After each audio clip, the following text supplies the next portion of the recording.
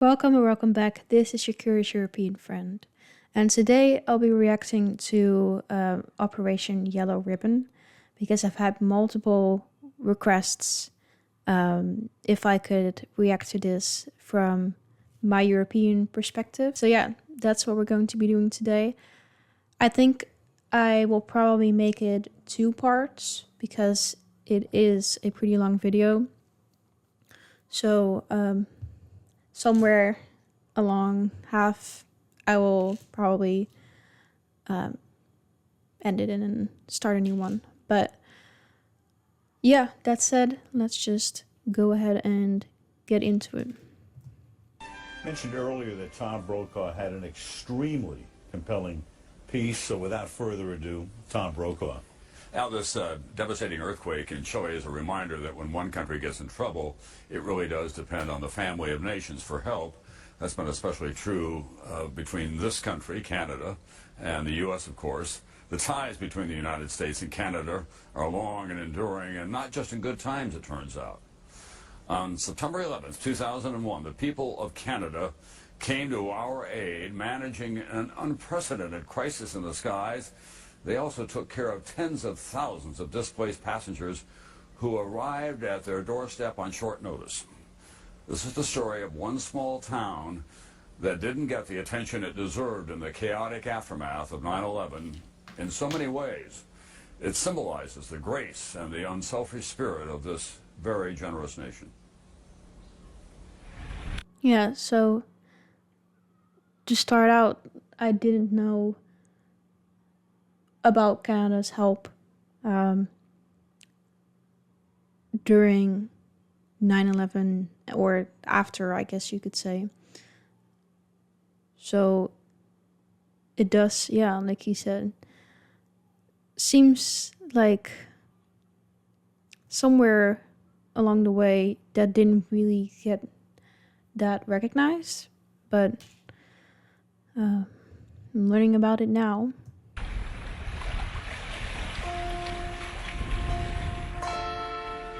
September 11th, 2009.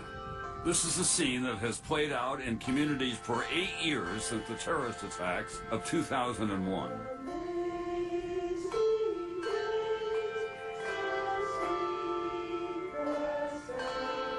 But what makes this ceremony different is where it's taking place. This is the Appleton Peace Park near the town of Gander in Newfoundland, Canada, where during the tragedy of 9/11, there was a bright light on the better part of our humanity.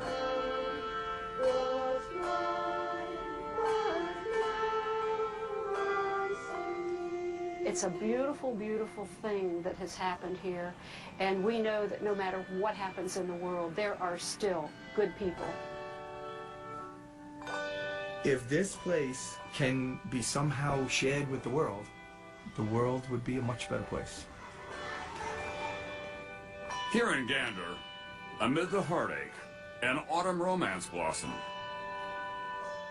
Here, parents were constantly consoled as they faced wrenching pain. Here, thousands of stranded Americans would form a lasting bond with everyday Canadians who acted with admirable, unwavering kindness.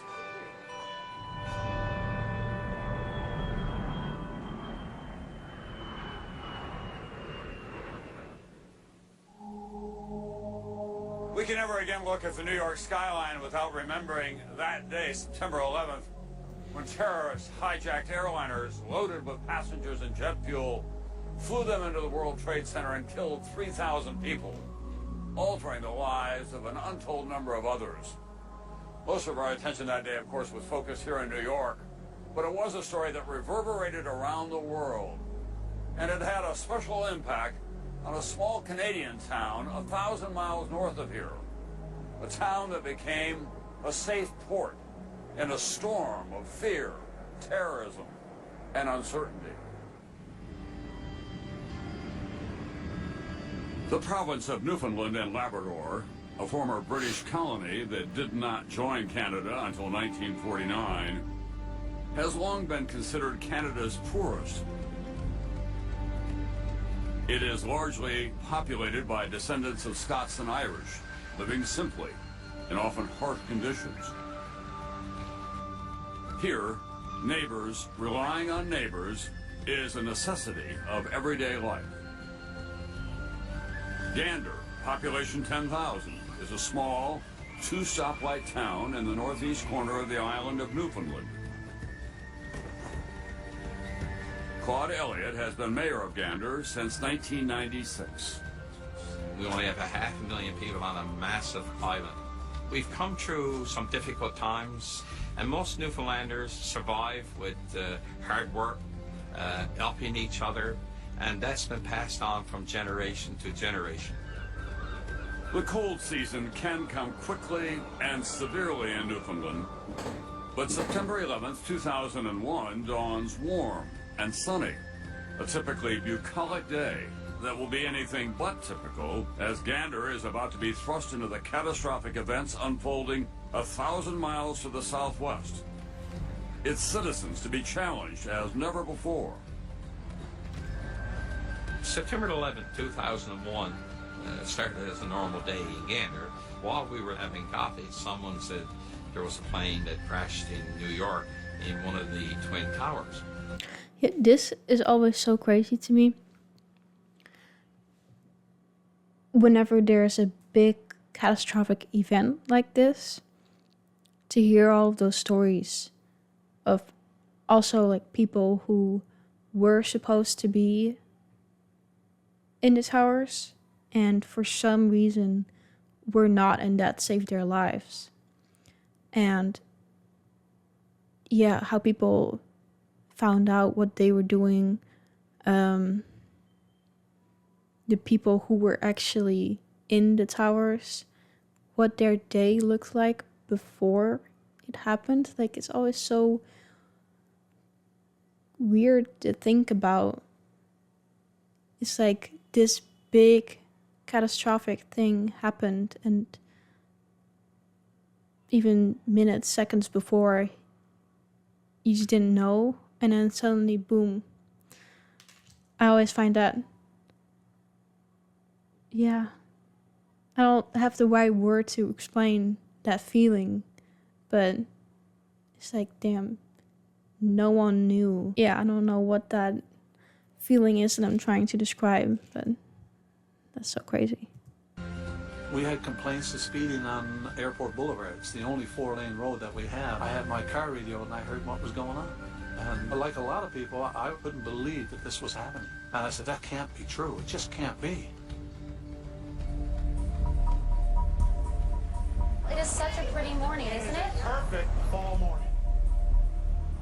On that September morning, air traffic control veteran Ben Sliney is on his first day in his new position as FAA National Operations Manager. Barely an hour into the workday, there is an ominous development. We were trying to locate American 11. It had shut off its transponder and dropped below radar coverage. Thank you very much. We appreciate the book is called Hughes. We want to go live right now and show you a picture of the World Trade Center. A plane has just crashed into the World Trade Center here in New York City. We saw what appeared to be a fireball at the top of the World Trade Center. We had reports of another aircraft that had deviated from its course. Oh, another one just hit. Something else just hit. U.S. officials say it appears it was a third plane that hit the Pentagon. I ordered a national ground stop, meaning that no other aircraft could take off. And whatever's necessary, just get them stopped now. I don't want any more planes on their frequency taking off. 56 minutes after the North Tower is struck, an unprecedented decision has been made. Every non-military plane must land immediately. For the first time ever, American airspace is closed.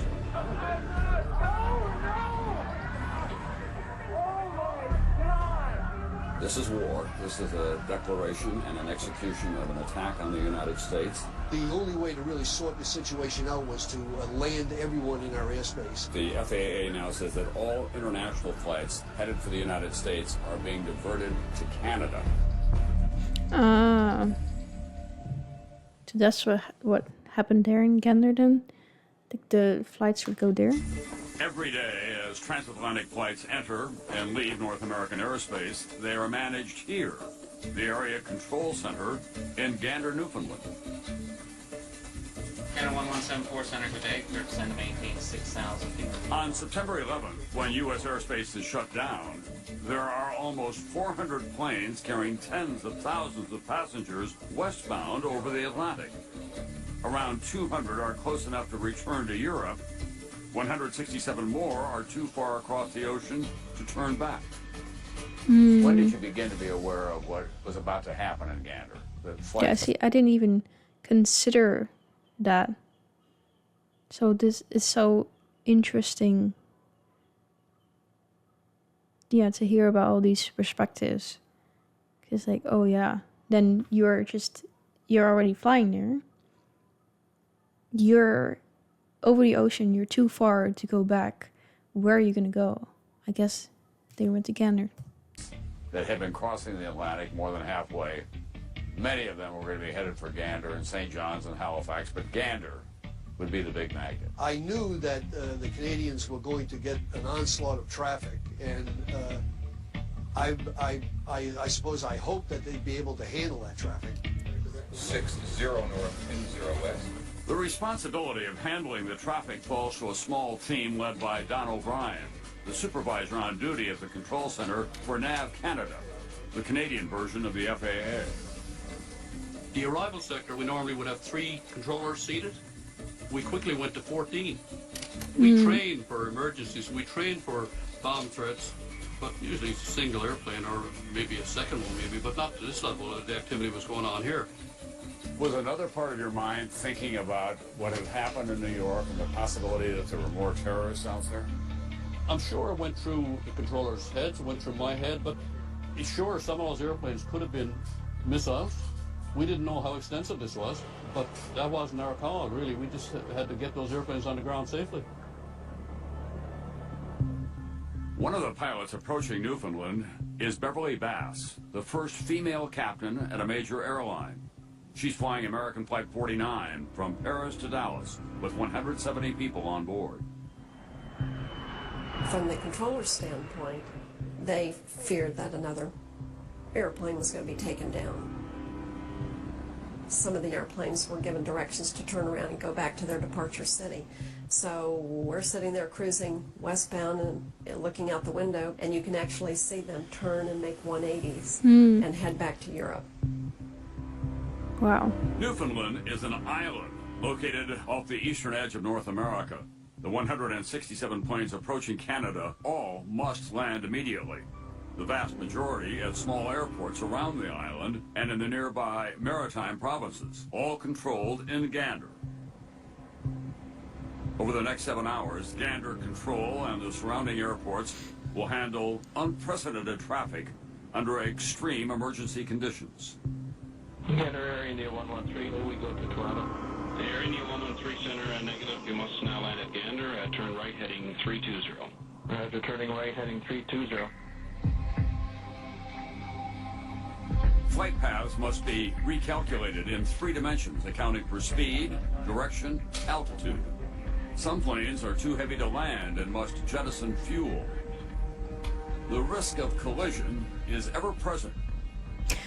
Yeah, that's another thing now that he mentions it. It's like all of these... The air traffic's not that simple. Like, it's been planned so that, yeah, every plane has its own route and when they can go, and so that they don't just crash into each other and things like that. So, wow. They had to reassess, recalculate all of that. That's crazy. This is an actual radar tape from that morning. Now you're starting to turn them toward Gander. Yes, we got the word, of course, and we had to peel them all northward into Gander, St. John's, and Stephenville. Some of them knew there was activity going on in Kennedy, and there was a crisis in American airspace. Some of them didn't. We were telling them, look, you got to land. And they're saying, no, we're going on to Kennedy or Dallas or wherever. I said, no, you're not. In the air, as they learn the shocking details, captains worry their own planes could be carrying hijackers, forcing many to hide the truth from their passengers. Our captain came on the PA system and announced that we had a slight mechanical problem, something to do with an indicator signal or something like that. we were going to have to put down in Gander to have it repaired. Shirley Brooks Jones is a retired fundraising administrator for Ohio State, returning home from Frankfurt, Germany on board Delta Flight 15. Once we got parked, the captain came back on the intercom, apologized to us for the ruse, and said actually the equipment was fine, but there was a national emergency in the United States. That must be so scary. For everyone involved, also the captains, and they have to remain calm and make sure that this plane lands safely. That we know of were commandeered. One was crashed into each of the World Trade Center towers in New York City, and another was crashed into the Pentagon outside Washington, D.C. Apparently some type of what would appear to be maybe a terrorist activity or hijacking has occurred with airplanes which apparently have impacted the World Trade Center in New York City.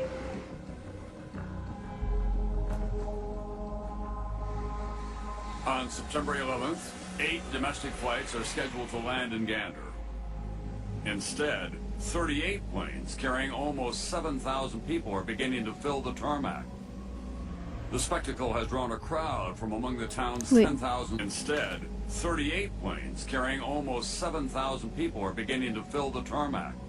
The spectacle has drawn a crowd from among the town's 10,000 citizens.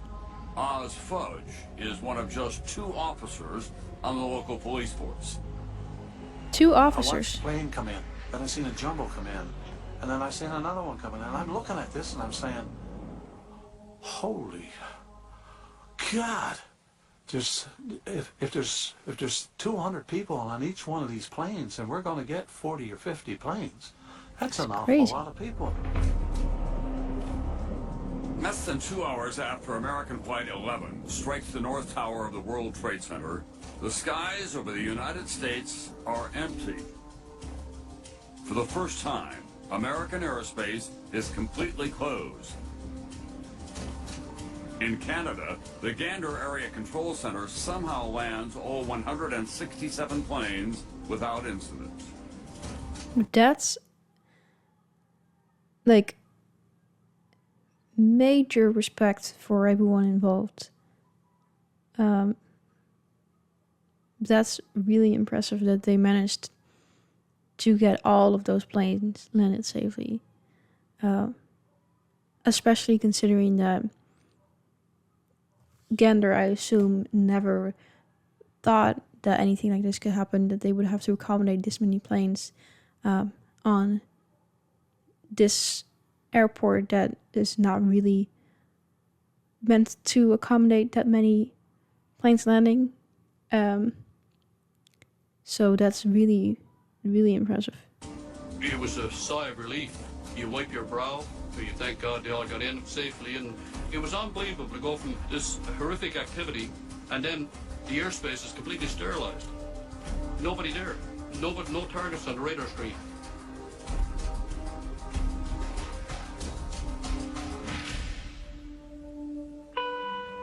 Wow.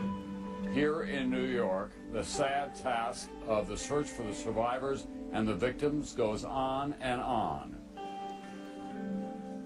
In New York, citizen volunteers are flooding toward Ground Zero as emergency workers search for survivors. 1,000 miles from the destruction, the 10,000 residents of the peaceful Canadian town of Gander, with virtually no time to prepare, must also respond with countless acts of generosity, providing food and shelter for thousands of frightened passengers, strangers who have suddenly arrived at their door. Among the stranded, far from home, are the parents of a New York City fireman. Not knowing if their son is at Ground Zero, Hannah and Dennis O'Rourke fear they may never see him again. Thousands of transatlantic flights underline the strategic importance of Newfoundland's airports. Gander was an airport before it was a town. In the late 1930s, British and American military officials chose this site on the eastern edge of the continent to build the largest airport in the world. During World War II, This was a takeoff place for American military aircraft headed for the European Oh, theater. so it was quite large? After the war, Gander continued to play a vital role as a refueling stop for transatlantic commercial airlines. So even if it was, that's still really, really impressive.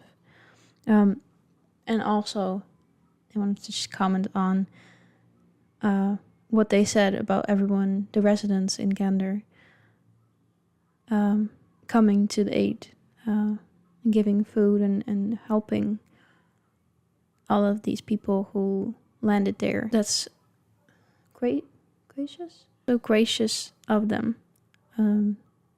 Yeah. But then, the jumbo jets came along.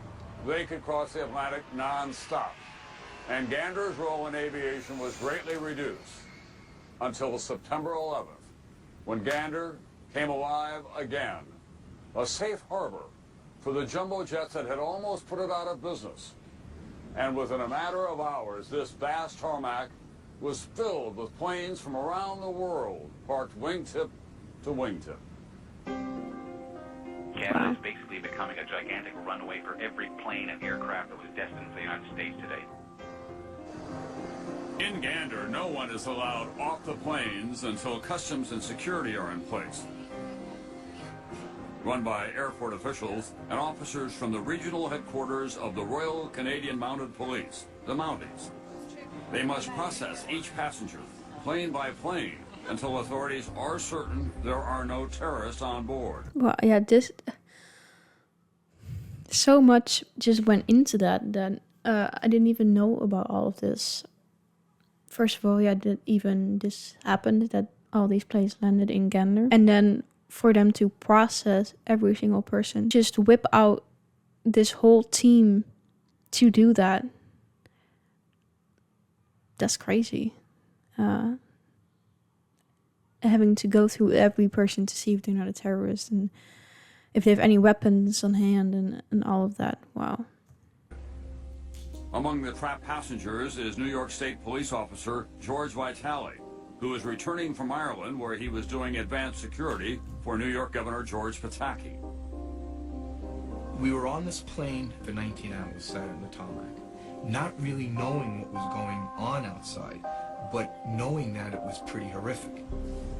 The number of casualties will be more than any of us can bear, ultimately. And I don't think we want to speculate on the number of casualties. The effort now has to be to save as many people as possible. There is another New York couple on the Gander tarmac whose connection to the events back home couldn't be more personal.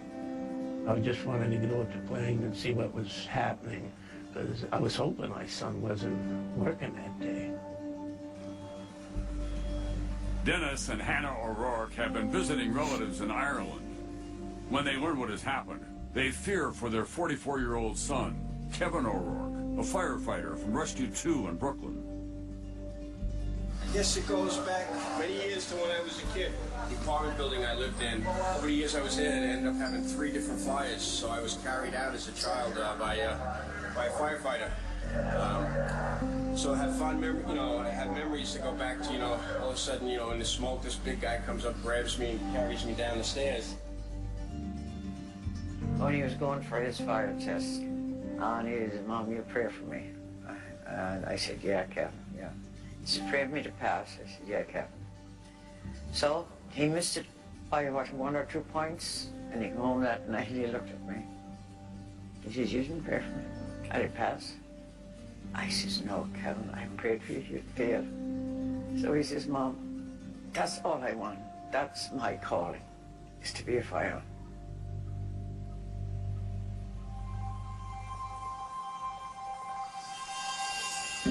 While the desperate rescue operation continues in New York, Gander begins the process of absorbing all those passengers. So many that in a matter of hours they will nearly double the local population.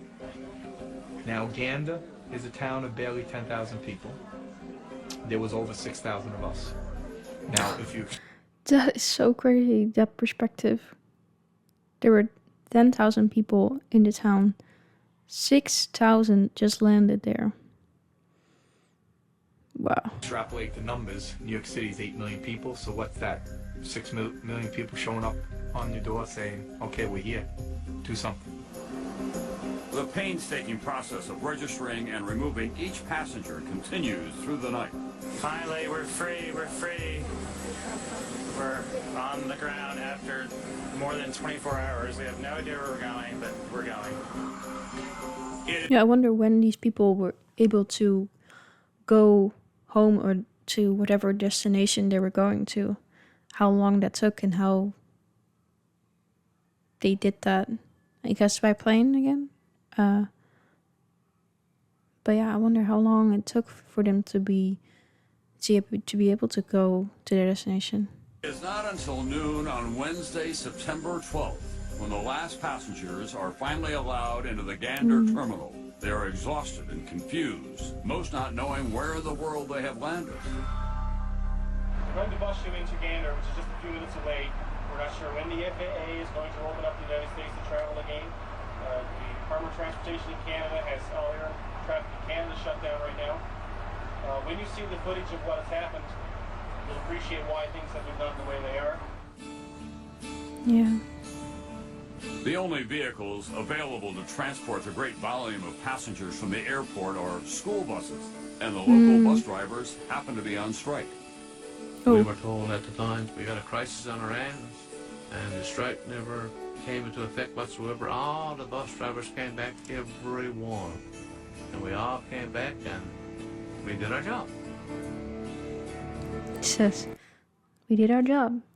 Just as if it's nothing.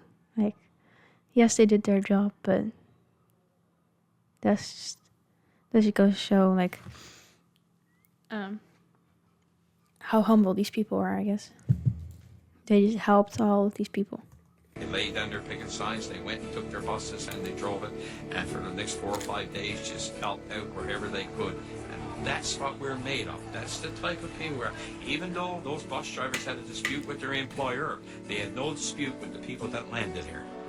Wow. We'll do the best we can, look after this. And that's beautiful. That's the type of energy that we should all try to incorporate, put out into the world, to get the world to a better place again. Or yeah, I'm like, has it ever really been that great? I feel like we could take the world to a really, really great place if we all try to emulate, is that the word? That feeling, helping others, leading with good intentions, is what these people are doing. If there's anything you need, anything at all, I mean anything, just ask, and you will be taken care of, bottom line, okay? We're going to make it as comfortable as possible. As passengers arrive in town, the locals rush to meet them with home-cooked meals. Among them is lifelong Gander resident Beulah Cooper, an organizer at the Canadian Legion Hall. 7 o'clock that night, I got a phone call from the Legion and asked me to do a tray of sandwiches. They have them down there by 8 o'clock. I didn't know what was going on. Brought down a tray of sandwiches and I found out about the planes. Your heart went out to each and every one of them. Because the first thing you do is put yourself in their shoes and know how you would feel. Currently there are thousands of people in Gander and surrounding area that need your help. Please come to their assistance, lend a hand, lend a meal, offer your services wherever possible. Passengers are not allowed to remove their check bags from the plane, so the clothes on their backs and in their carry-ons may be all they'll have for days. Ganderites respond, donating clothing and opening their shops free of charge. Show your boxes to the camera. This is generous. I think that's what I was looking for when I said gracious. I think gracious works, but I was looking for the word generous. This is all so generous and beautiful to see how they came to their aid. Hundreds of passengers are also without their prescriptions until owners of the 2 local pharmacies working day and night and across language barriers can fill them all, again, at no cost. They were able to go into the stores and just take items off the shelves. I'm not even sure they had to pay for them. Wow. The people were so accommodating in Gander.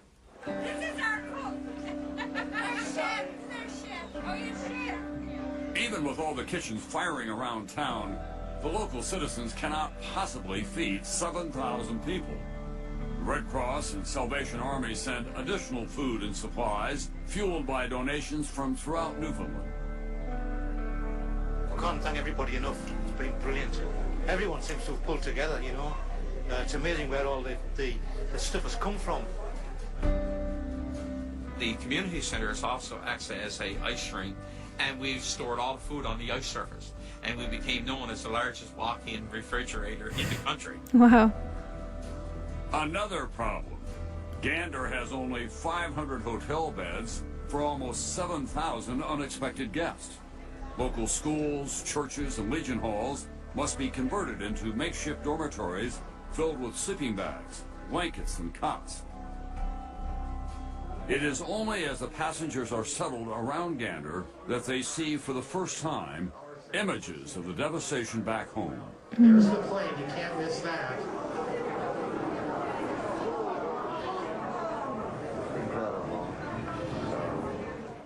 Some 30 hours after all of this had happened, we finally saw the pictures on television, and we just stood there, you know, not saying a word and just watching those pictures over and over and over. I think a lot were in shock. You could see that look in their faces of total lost. We don't know what's happening. They're in a place called Gander. Their country has been attacked. They're talking thousands of people that may have perished. What's happening? What is happening here? Yeah.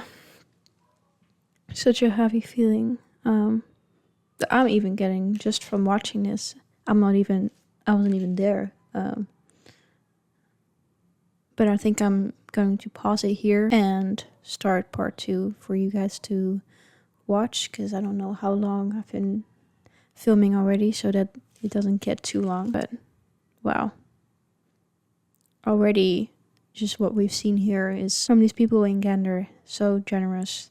And I assume that everyone who landed there in this crisis was just very grateful to see how they were helped. But I'm going to leave any other commentary for the rest of the video, so I hope to see you there.